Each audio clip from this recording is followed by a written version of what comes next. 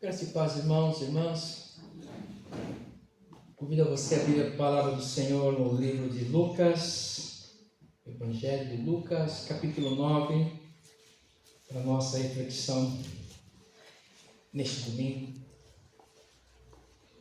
Lucas, capítulo 9, vou estar lendo primeiramente a partir do verso 28.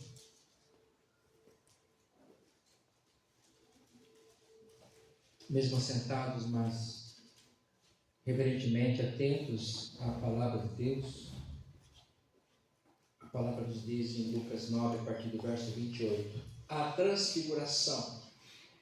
Há cerca de 8 dias depois de proferidas estas palavras, tomando consigo a Pedro, João e Tiago, subiu ao monte com o propósito de orar. E aconteceu que, enquanto ele orava, a aparência de seu rosto se transfigurou e suas vestes resplandeceram de blancura. Eis que 2 varões falavam com ele, Moisés e Elias, os quais apareceram em glória e falavam da sua partida, que ele estava para cumprir em Jerusalém. Pedro e seus companheiros achavam-se premidos de sono, mas conservando-se acordados, viram a sua glória e os 2 varões que com ele estavam. Ao se retirarem estes de Jesus, disse-lhes Pedro: Mestre, como estarmos aqui? Então façamos 3 tendas, uma será tua, outra de Moisés e outra de Elias, não sabendo, porém, o que dizia. Enquanto assim falava, veio uma nuvem e os envolveu, e encheram-se de medo ao entrarem na nuvem. E dela veio uma voz dizendo: Este é meu filho, o meu eleito, a ele ouvi. Depois daquela voz, achou-se Jesus sozinho. Eles calaram-se naqueles dias, a ninguém contaram coisa alguma do que tinham visto. Palavras do Senhor. Oremos. Pai querido, Pai eterno, te somos gratos pela tua bondade, pela tua misericórdia e amor em nos reunir mais uma vez nesse santuário, erigido para honrar o teu nome, Jesus, e aqui proclamarmos a tua palavra e dela ouvirmos e sermos alimentados. Suplicamos-te, ó Espírito Santo, que ilumine aqui a nossa mente e a nossa reflexão, e assim o Senhor se revele a cada um de nós na nossa necessidade. Não segundo o nosso desejo, mas segundo a nossa necessidade de aprendermos e sermos restaurados para vivermos segundo os teus santos propósitos. Obrigado, Pai, por essa hora. No teu nome oramos, Jesus, nosso pastor amado. Amém.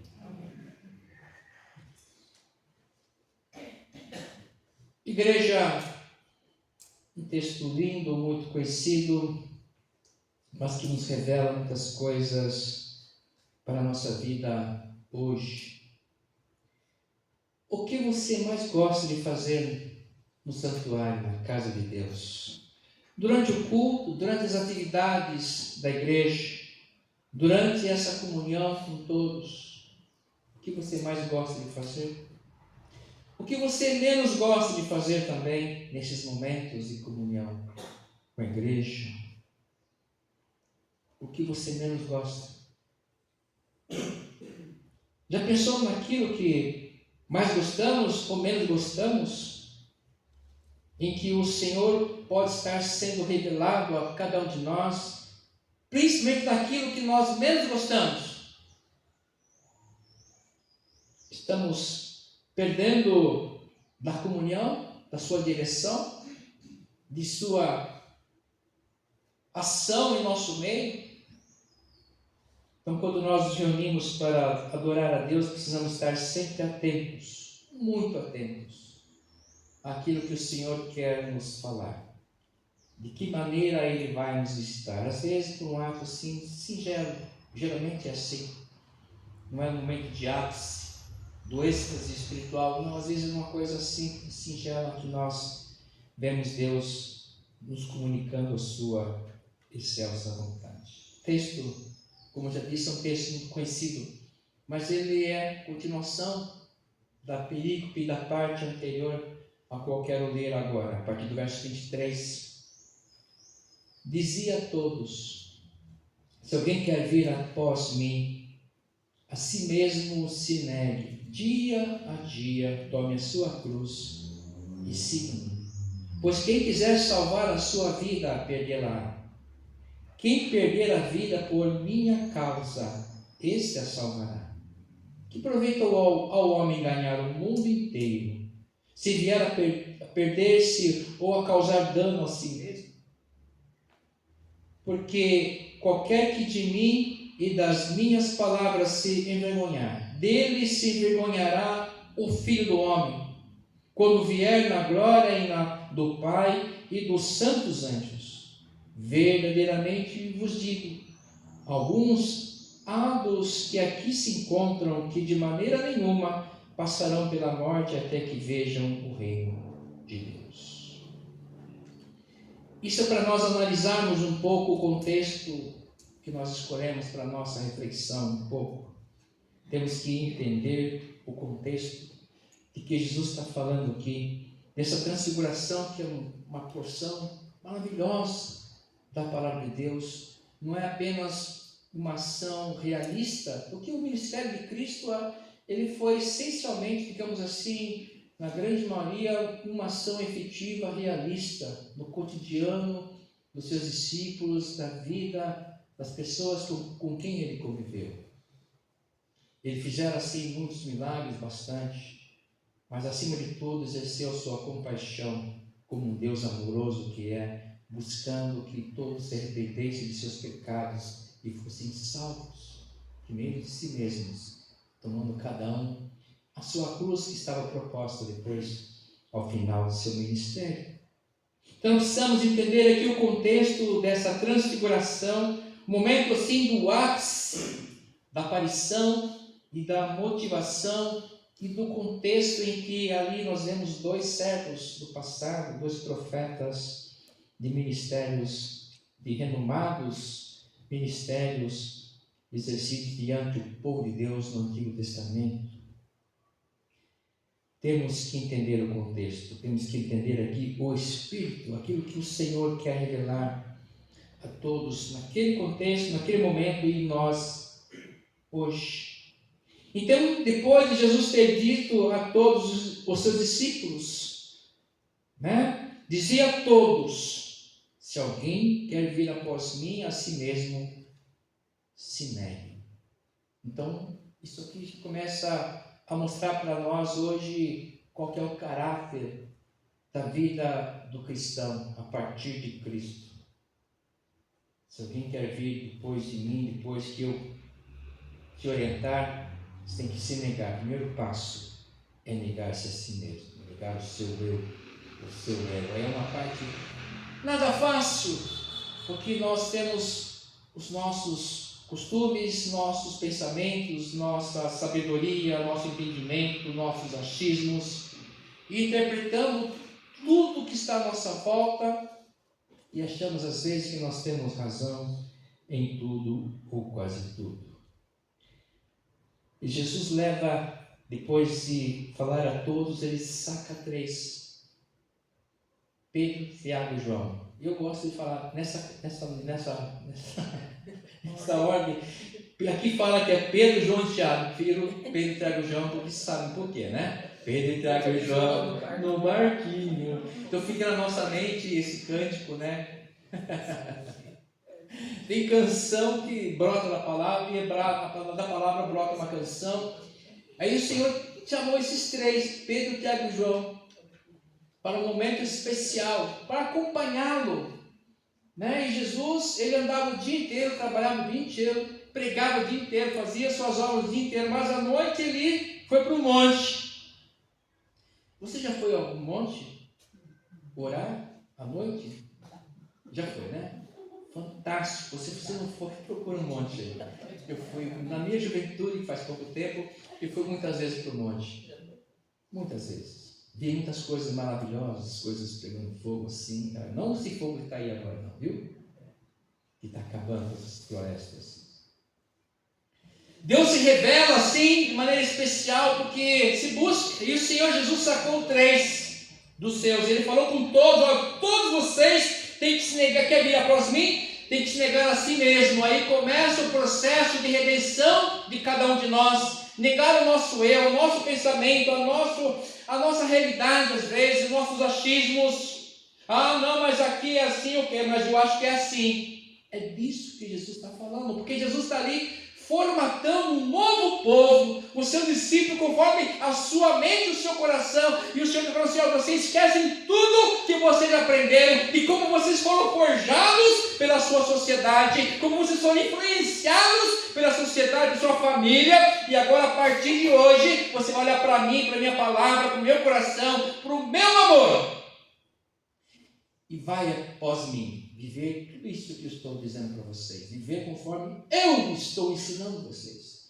Não conforme a sua família às vezes ensinou você. Não conforme o pastor ensinou você. Mas conforme eu, o Senhor, o pastor dos pastores, através da sua palavra, está ensinando aqui. Negue-se a você mesmo. Quem sabe a nossa vida não está muito boa, muito legal, não estou em confusão porque você ainda não se negou a si mesmo. Você está cheio de si ainda. Não, pastor, tem que me amar assim, para amar. Não é negar. Jesus é amor. Você vai se amar muito se você receber Jesus. Porque não há como eu amar alguém se eu não me amar, porque Deus te amou. Às vezes nós ficamos marretando algumas coisas, comiserando algumas coisas, arrastando correntes, porque eu não fui amado, ninguém cuidou de mim. Não, o Senhor tem cuidado de você sim. É que nós não enxergamos o amor de Deus, nós não prestamos atenção nos detalhes. Por isso que eu disse no comecinho, o que mais você gosta no culto da oração? Eu gosto dessa parte aqui, pastor, isso aqui, vontadezinha de tomar água e fica lá fora conversando. Às vezes, nessa parte que a gente menos gosta é que Deus está se revelando, porque tem que negar o nosso eu. Às vezes, na nossa curva, no nosso lugar difícil, é ali que Deus se revela. É nas nossas crises, é ali que Ele vai se revelar a nós, porque é ali que Ele quer que nós deixemos o nosso eu, a nossa vontade, e nos tornemos como uma criança dependente do Pai. E aí começa a mudar toda a nossa história, mudar tudo aquilo que nós compreendemos como uma vida boa, uma vida próspera. Porque a prosperidade no Senhor, a shalom dele é diferente da prosperidade humana. Muito diferente. Então Jesus sacou esses 3, Pedro, Tiago e João, e foi para o monte orar. Não foi para outra coisa, mas para orar. Não foi para nenhuma festa, foi para outra festa, a festa espiritual. Você já convidou seus amigos para orar? Vamos orar? A gente convida toda semana, né, senhora? Quinta-feira às 15 horas aqui na salinha do lado, anexo aqui, vamos estar orando. Isso é fantástico, é um convite maravilhoso.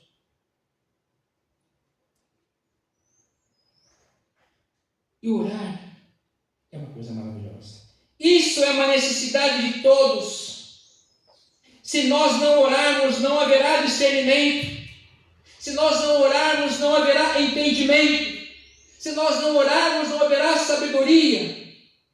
Haverá só ansiedades e cobranças, às vezes muitas enfermidades psicossomáticas, inclusive. Se nós não orarmos, não vamos ter alegria na presença de Deus.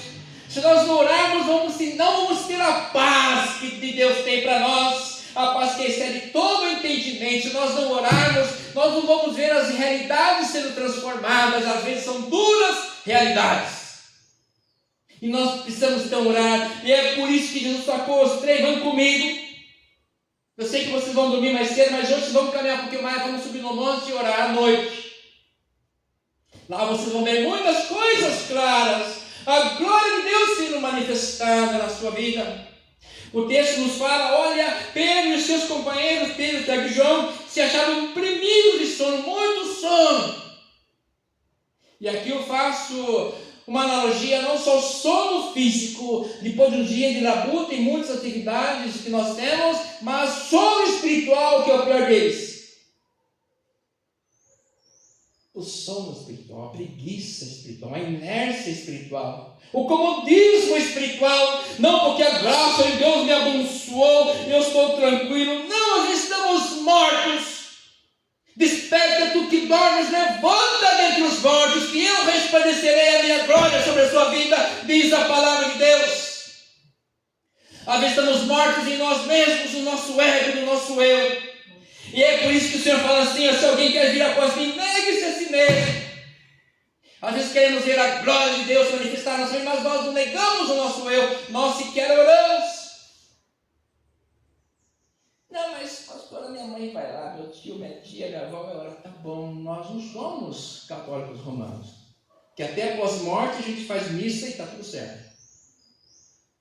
Depois da morte virá o juízo. Não há reencarnação, não há missa que vai mudar o destino de quem morrer.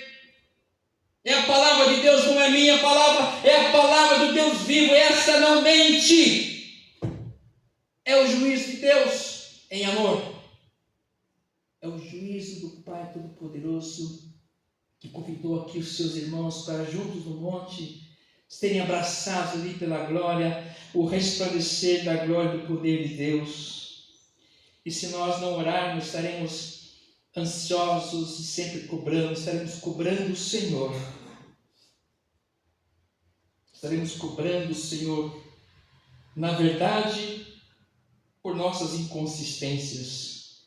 Cobrando o Senhor, na verdade, por nossas incapacidades. Estaremos cobrando os outros o que deveríamos fazer, estar fazendo, cobrando. Porque nós não temos a mínima comunhão com o Senhor. Aí então nós precisamos desafogar as nossas consciências e vamos acusar e cobrar, porque assim eu me libero. No monte, na oração com Jesus, muita coisa acontece. Muita coisa aconteceu. Muita coisa mudou ali. Por quê? Em primeiro lugar, porque tomaram a sua cruz, deixaram o sono de lado. Vamos lá orar com Jesus, vamos lá, Jesus não é fácil, de dia, agora de noite também, eu vou fazer um turno diferente, a mais hora extra, vamos lá, o Senhor falou, vamos com Ele. Vocês estão bêbados de sonos, mas fica firme aí, vocês vão ser presenteados. Tenha força, fica firme. Está cansado? Está com sono? Está doente? Está sem esperança? Fica firme, que Ele vai se revelar ainda, fica atento. Aguenta o sono demais, aquele sono, aquela tristeza, aquela morbidez, aquela frustração, aquela angústia que quer fazer com que você desista. Aguenta firme. Em segundo lugar, eles não tinham vergonha. Primeiro, eles negaram a si mesmo, que qualquer um que de mim de minhas palavras se envergonhar, eu me envergonhei e além de vocês diante do Filho do Homem. Então eles negaram a si mesmos e tinham vergonha de Jesus. Jesus falou assim: vamos comigo, vamos embora. Vamos embora. Vamos para o culto, vamos embora. Pega a Bíblia lá. Vamos orar, vamos nessa. É hoje, é o dia de cultuar a Deus. É hoje o dia que o Senhor vai se revelar nos mínimos detalhes, nas mínimas coisas, e Ele vai ser louvado e eu vou ser abençoado. Por isso que aqueles que ficam em casa perdem a bênção. Ficam lá perdidos no seu ego, no seu achismo. Que quer ir de festa em festa. A festa aqui é diferente. A festa aqui é no monte do Senhor, onde se revela aqueles que o Senhor convida. Em terceiro lugar, porque sabiam que a palavra de Jesus, de Deus, é que não vai passar. Deveriam crer e observar. Quase o hino assim? Crer e observar, todo quanto ordenar, o fiel obedece ao que Cristo mandar. Eles obedeceram. Pedro e Tiago e João no barquinho. Obedeceram e foram para o monte com Jesus e lá viram muitas coisas. E desceram assim, tão extasiados que não contaram para ninguém. Porque era uma coisa assim, muito preciosa da comunhão. Imagina, eu vou contar isso para os meus amigos, vão achar que eu sou maluco. Eu tomo um remedinho assim, eles vão achar que eu sou doido mesmo. Tem coisa que é só com a gente, só com nós, com o Senhor, viu? Tem coisa que é só minha com o Senhor. Jesus várias vezes falou assim, ó, vai e não conta para ninguém, ó. Só tudo tagarela, não quer contar para todo mundo, não. E postar foto no Facebook, no rede mídia, como que é? X, né? Foi fechado, hein? Cuidado, o Alexandre fechou lá, hein? Cuidado. Então, só no Facebook normal, aí Google. Cuidado com essas mídias sociais também.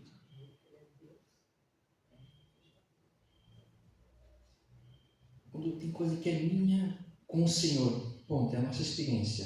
Se você contar para alguém, dá confusão. Com a melhor intenção dá confusão.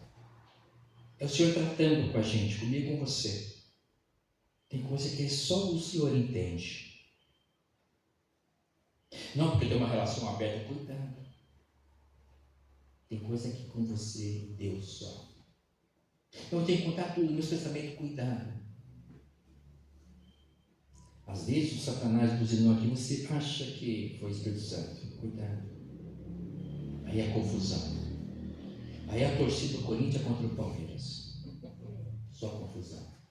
Porque o Espírito Santo não está nesse meio.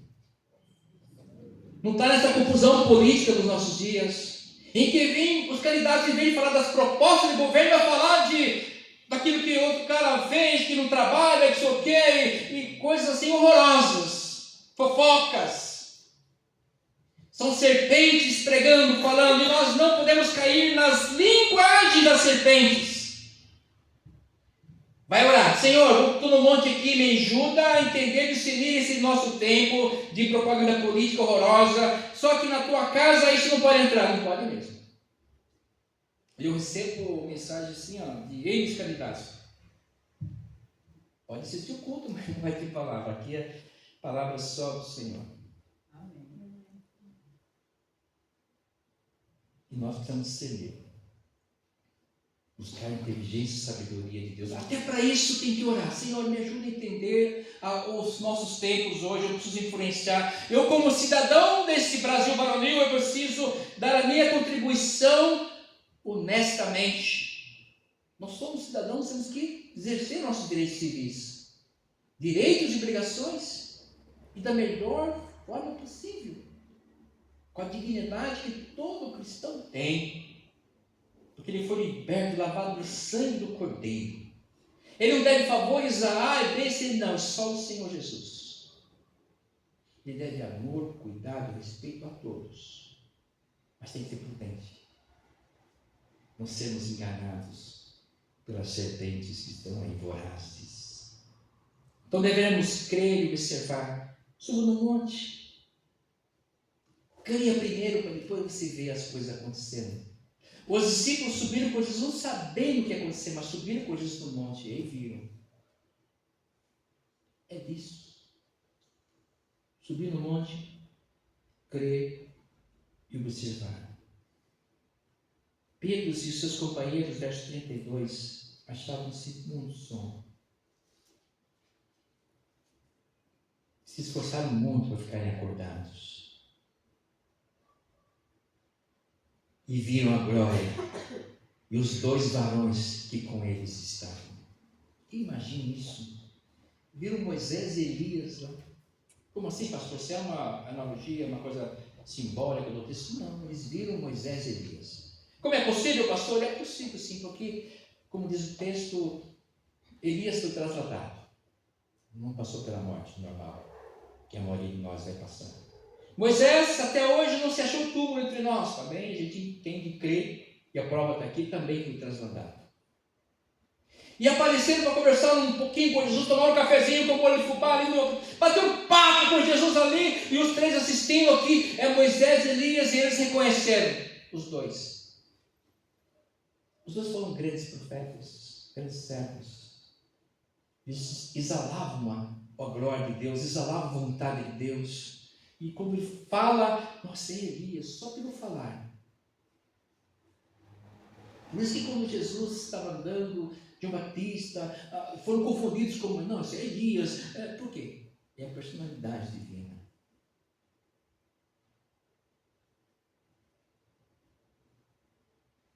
E eles resistiram ao sono, persistiram, perseveraram e foram abençoados com a glória de Deus. Viram os varões conversando com Jesus. Fico imaginando assim, uma cena desse tipo. Jesus conversando com Moisés e Elias. Oh, glória a Deus. Jesus conversando com os dois grandes profetas. Só faltou Abraão ali para juntar um pouquinho mais gente ali. Depois Jacó, quem sabe, José do Egito junto. Aí, nossa vida.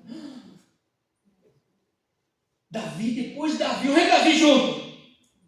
Já pensou nisso? Assim pode, viu? Você pode pensar, viajar um pouquinho assim, nessa maravilhosa, nessa reunião já virou um culto, né? Já dá para fazer o culto ali. Mas é isso que está acontecendo ali, a comunhão. Jesus partilhando. Claro que Abraão, Davi, José, esses estão mortos ainda, estão esperando um dia para serem ressuscitados ainda. Viu? Não confunda isso.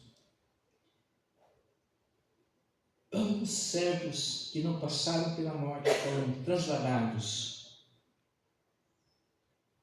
E aí Pedro não se conteve. Senhor, está tão bom aqui.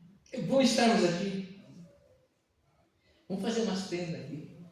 Vamos ficar aqui, porque lá embaixo do monte, lá embaixo, sim, é muita confusão, Jesus. Tem que acordar cedo, e tem que pegar o trem, e pegar o Uber, isso aqui, o chefe é chato, e o médico, então, às vezes ele fala, os exames não saem, é muita confusão. Vamos ficar aqui? Não dá, tem que descer um monte, a vida continua nos filhos. Mas a experiência que nós temos com o Senhor está com a gente. Isso vale para a vida inteira. Isso vale para a experiência de cada um de nós com o Senhor. E vamos continuar caminhando no nosso cotidiano assim, como se estivéssemos no topo do monte ainda com o Senhor Jesus. É a nossa experiência com o Senhor. É isso que vale. E só tem isso quem buscar. Só tem essa graça, mas, nossa, o irmão está em crise. Não, ele está passando por dificuldades, mas ele está em cima do monte ainda.